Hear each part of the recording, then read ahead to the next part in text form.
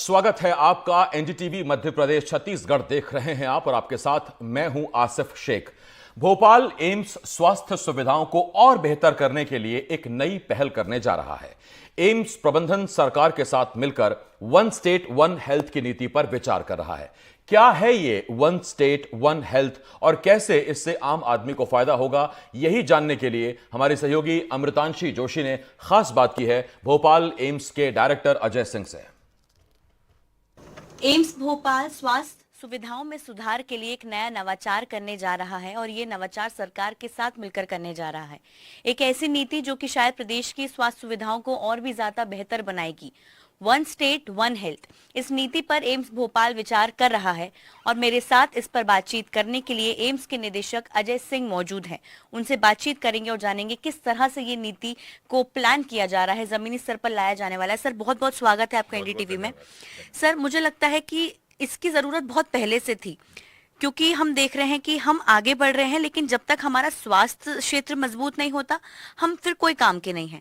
किस तरह से वन स्टेट वन हेल्थ की ये नीति है, इसको कैसे आगे बढ़ाया जाएगा? देखिए, जैसे मैं आपको बताऊं कि एम्स जो भोपाल है, ये एक ऐसा सेंटर ऑफ एक्सीलेंस है जो पूरे सेंट्रल इंडिया को कवर कर रहा है। मतलब एमपी के साथ साथ हम लोग जो यूपी है, राजस्थान है, छत्तीसगढ़ है, झारखंड है, यहाँ से मरीज, नागपुर तक के मरीज हमारे पास आते हैं। हम लोगों ने ये देखा कि जैसे जैसे मरीजों की संख्या हमारे पास बढ़ रही है और हमारी गुणवत्ता बढ़ रही है, हमने ये महसूस किया कि मरीज को हमारे तक पहुंचने में काफ़ी समय लगता है। कई बार 7 दिन 10 दिन तक लग जाते हैं वो हमारे पास पहुंचता है।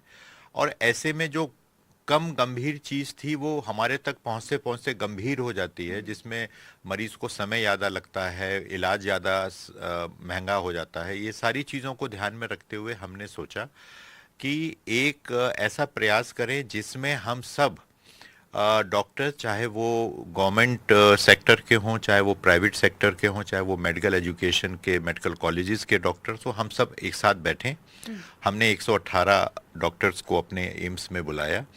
हमने विचार विमर्श करके 25 ऐसी बीमारियों को चिन्हित किया जो इमरजेंसी हैं, जिसमें तुरंत इलाज मिलने की आवश्यकता है।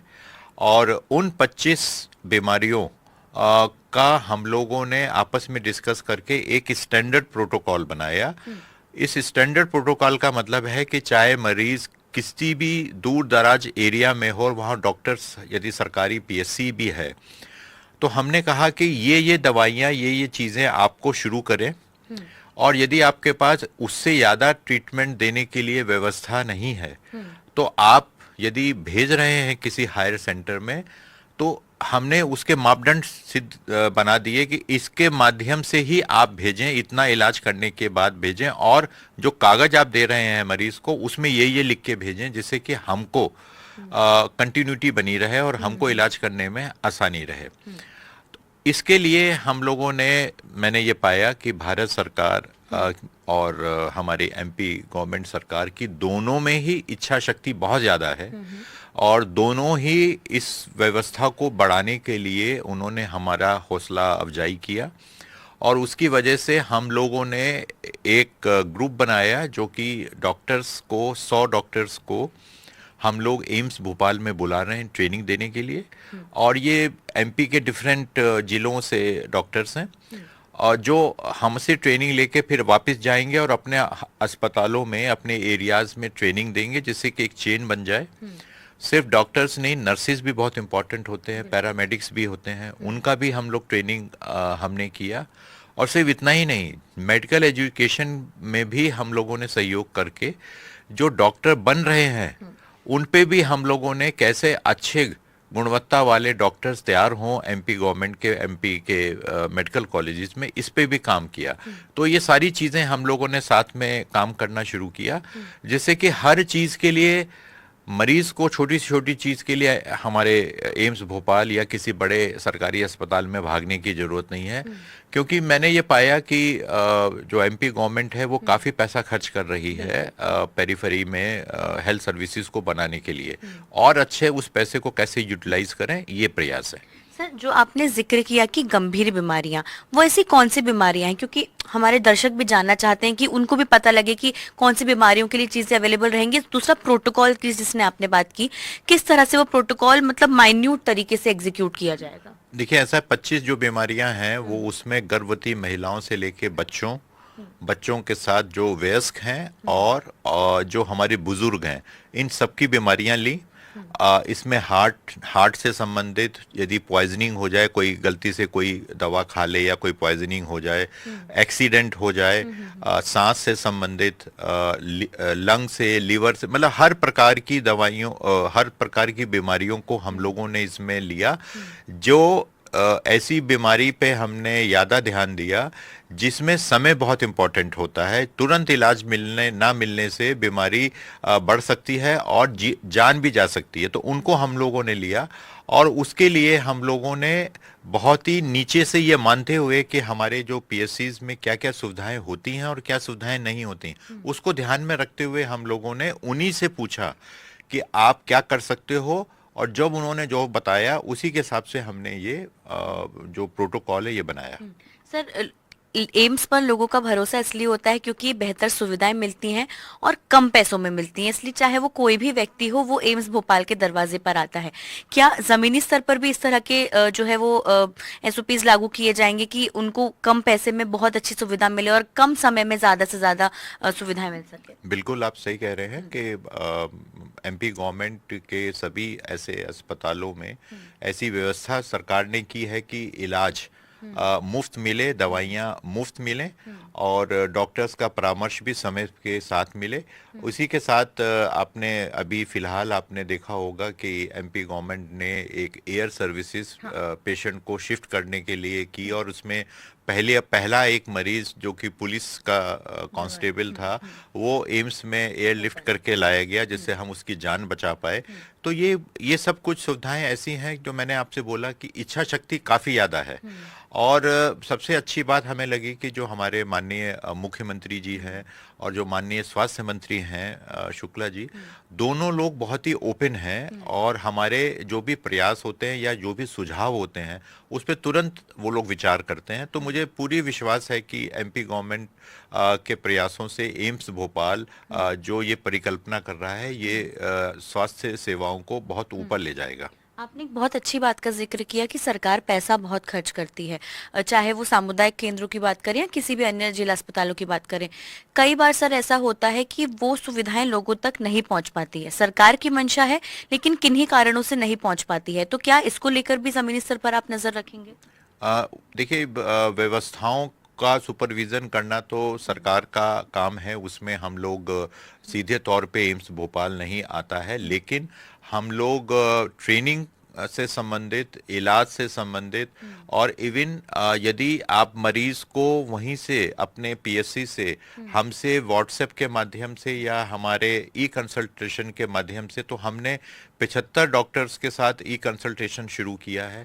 हमने ई आईसीयू, मतलब विदिशा में यदि मरीज आईसीयू में भर्ती है और उसको वहाँ के डॉक्टर्स को हमारे कंसल्टेंट से कुछ पूछना है, तो मरीज भेजने की आवश्यकता नहीं है। हम लोगों के पास 2 वे सिस्टम है कि वो वहीं बैठ के मरीजों को के रिपोर्ट्स को हमसे शेयर कर सकता है और हमारे एक्सपर्ट उसको अपनी राय देंगे। तो ये सब कुछ पहल ऐसी है जो कि नयापन है और उसका फायदा डेफिनेटली सरकार के माध्यम से हर मरीज को मिलेगा। सर, क्योंकि आप बेहतर तरीके से ग्राउंड स्थिति को जानते हैं, अभी हाल ही में कुछ ऐसे केसेस निकलकर सामने आए थे जहां पर कुछ लोगों के लिए कुछ ऐसी सुविधाएं उपलब्ध नहीं हो पा रही थी। मैं ये चाहूंगी कि आप ये बताएं कि किस तरह से सरकार आसानी से व्यवस्थाएं कर सकती है एम्स के साथ मिलकर या अलग तरीके से भी, क्योंकि कहीं पर एम्बुलेंसेस नहीं है, कुछ सामुदायिक केंद्रों के हाल काफी बुरे हो जाते हैं। सर, लोगों को परेशानी का सामना बहुत करना पड़ता है।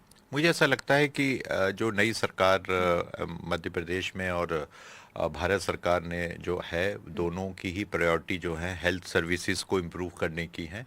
आने वाले समय में इस प्रकार की जो हमने नई पहल की है उसका फ़ायदा ना सिर्फ हमारे एमपी में मिलेगा, बल्कि मैंने कोशिश की है कि सेम चीज़ को यूपी में भी रेप्लिकेट करें। यूपी के डॉक्टर्स के साथ भी मैंने ऐसे ही काम किया है। तो मुझे ऐसा लगता है कि धीरे धीरे हम लोगों को ये मानना चाहिए कि इम्प्रूवमेंट होगा।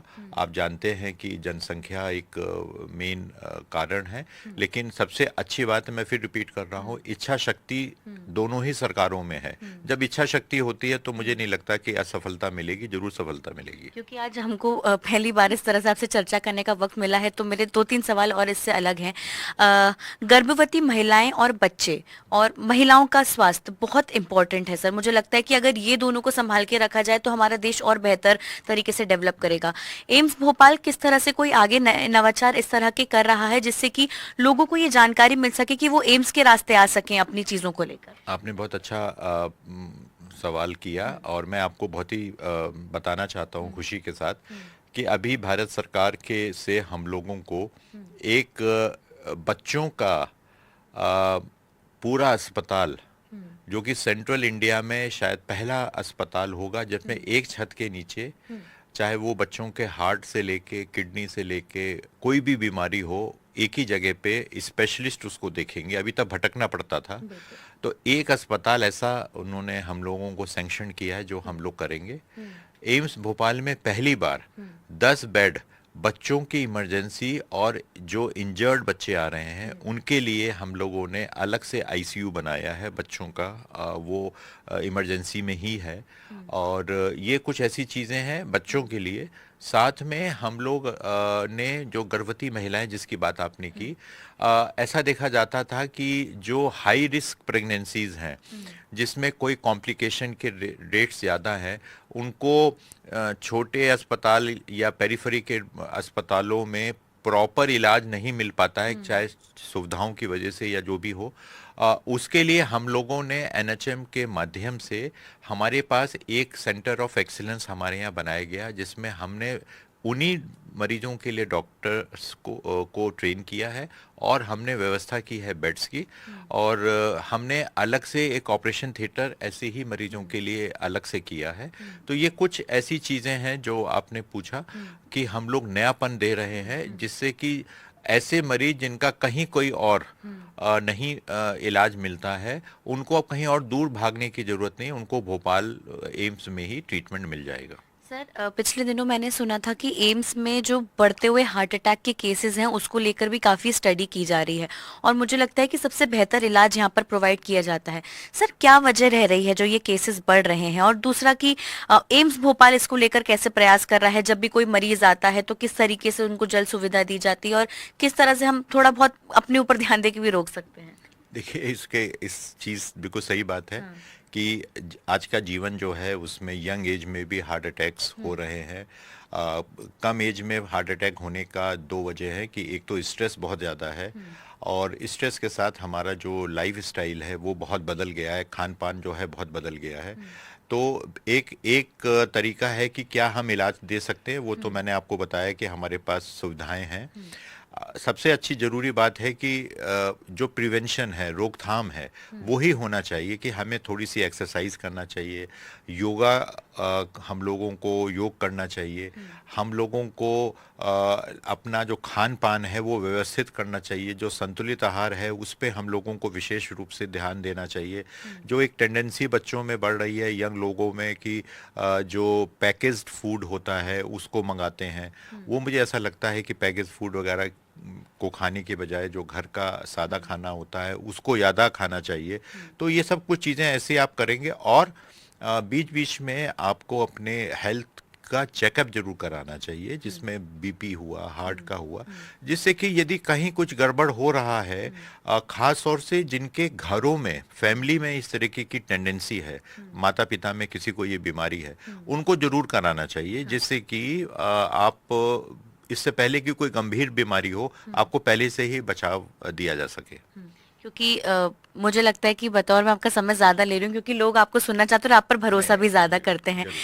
एक चीज ये भी है सर कि हम लगातार देख रहे हैं कि एम्स ने पिछले समय में कुछ ऐसी सर्जरीज परफॉर्म की हैं जो कि शायद अपने आप में एक मिरेकल की तरह है। मतलब किस तरीके से, क्या और ऐसी सर्जरीज परफॉर्म करने का कुछ आने वाले समय में आप लोगों ने सोचा है कि जो आपके स्पेशल डॉक्टर्स हैं, किस तरीके से, क्या वो छोटे छोटे जिलों में भी जाएंगे ये सब करने के लिए? जरूर, हम लोगों डॉक्टर्स हमारे यहाँ एम्स से तो छोटी जिलों पे इसलिए नहीं जा पाएंगे क्योंकि बहुत कम डॉक्टर्स की संख्या है, लेकिन हम लोगों ने सरकार, मैंने जैसे बताया कि जो एमपी गवर्नमेंट के जो सरकारी या यूपी गवर्नमेंट के जो सरकारी डॉक्टर्स हैं उनको हम लोग अपने यहाँ पे यदि वो चाहेंगे तो आके वो ट्रेनिंग हमसे ले सकते हैं और हम उनको ट्रेन करेंगे। एक अभी हम लोगों को परमिशन मिली है गामा नाइफ की, जिसमें बिना जो ऐसी जगह पे कैंसर जो कि बहुत ही जहाँ पे आसानी से नहीं आप पहुँच सकते हैं, वहाँ पे भी आप बिना चीरा लगाए लेज़र के माध्यम से उस कैंसर का इलाज कर सकेंगे, जो शायद पूरे क्षेत्र में पहली बार एम्स में लगेगा। और इसी प्रकार से कैंसर की बहुत सारी जो सिकाई की मशीनें होती हैं, पेट सीटी स्कैन होता है, ये सारी चीज़ें हमारे यहाँ पे लग रही हैं। सरकार उसको पैसा दे के हम लोगों को उत्साहित कर रही है। तो मुझे ऐसा लगता है कि धीरे धीरे हम लोग सेंटर ऑफ एक्सीलेंस बनेंगे और हम सारी मरीजों को सुविधाएं दे पाएंगे जो उनको बॉम्बे या दिल्ली जाना पड़ता था या चेन्नई जाना पड़ता था, वहाँ जाने की आवश्यकता नहीं है। यानी कि सेंट्रल इंडिया का सबसे बड़ा एक स्वास्थ्य का स्पॉट एम्स बनेगा। बिल्कुल बिल्कुल, यही हमारी परिकल्पना है, यही मेरा ड्रीम है और हम लोग इसी पे काम कर रहे हैं। और सरकार, चाहे वो भारत सरकार हो चाहे वो एमपी गवर्नमेंट हो, दोनों हमें बहुत सहयोग कर रही है। सर, एक कोई मैसेज जो आप जनता को देना चाहें, क्योंकि स्वास्थ्य का ध्यान रखना ऐसा लगता है कि किसी को भी नहीं छोड़ना चाहिए, सभी को जरूरी है। बतौर आप डायरेक्टर कैसे देखते हैं और एम्स की इसमें कैसी भूमिका देखते हैं? मुझे ऐसा लगता है कि सभी लोग जो इस कार्यक्रम को सुन रहे हैं उनको अपने स्वास्थ्य के प्रति सजग होना चाहिए। उनको ये नहीं सोचना चाहिए कि कम उम्र है तो हमको बीमारियां नहीं हो सकती हैं। ख़ास तौर से बच्चे जो हैं उन लोगों के एक्सरसाइज पे ज़्यादा ध्यान रखना चाहिए। कंप्यूटर वगैरह पे जो बच्चे बैठे रहते हैं और लगे रहते हैं, खेलते नहीं हैं, बाहर नहीं निकलते हैं, उसको कम से कम करना चाहिए। खान पान पे मैंने कह दिया कि अच्छा हेल्दी फूड लेना चाहिए, बाहर की चीज़ों को कम से कम हो सके तो कर लें। गर्भवती महिलाओं के लिए मेरा विशेष संदेश है कि आप अपने स्वास्थ्य का ध्यान रखें, क्योंकि आपके माध्यम से एक जो आपके गर्भ में बच्चा है उसका भी स्वास्थ्य उसी पे निर्भर करता है। और बुजुर्ग की संख्या जो है भारतवर्ष में काफ़ी ज़्यादा बढ़ रही है, तो उनकी हेल्थ के लिए जैसे हम लोगों ने एक जेरियाटिक सेक्शन अलग से तैयार किया है। मैं कहूँगा कि जो हमारी फैमिली में जो हमारे बुज़ुर्ग हैं उनके लिए, उनकी चीज़ों के लिए हमको ज़्यादा सजग होना चाहिए। और लास्ट में, बहुत ज़्यादा परेशान मत होइए, बहुत ज़्यादा भागदौड़ मत करिए, थोड़ा सा पीसफुल रहने की ज़रूरत है। यदि आप योग कर सकें रोज़ और एक्सरसाइज कर सकें तो आप अपने को स्वस्थ रखेंगे और पूरा परिवार स्वस्थ होगा तो पूरा समाज स्वस्थ होगा। एक बहुत ही हेल्दी कॉन्वर्सेशन के लिए आपका बहुत बहुत धन्यवाद सर। हमारे साथ अजय सिंह जी मौजूद थे जो कि भोपाल एम्स के निदेशक हैं। बहुत अच्छी बातें उन्होंने बताई और ये बताया कि हमेशा एक व्यक्ति के लिए, चाहे वो गरीब हो या अमीर हो, उसके लिए स्वास्थ्य कितना ज़्यादा महत्वपूर्ण है और इसी स्वास्थ्य सुविधाओं में और ज़्यादा बरकत लाने के लिए, उनको बरकरार रखने के लिए यहाँ पर एम्स भोपाल भी लगातार प्रयास कर रहा है। तो अगर आपको कोई भी परेशानी हो तो सेंट्रल इंडिया में आप सबसे पहले एम्स ज़रूर आ सकते हैं। भोपाल से कैमरा पर्सन अभिषेक सिंह के साथ अमृतांशी जोशी, एनडीटीवी।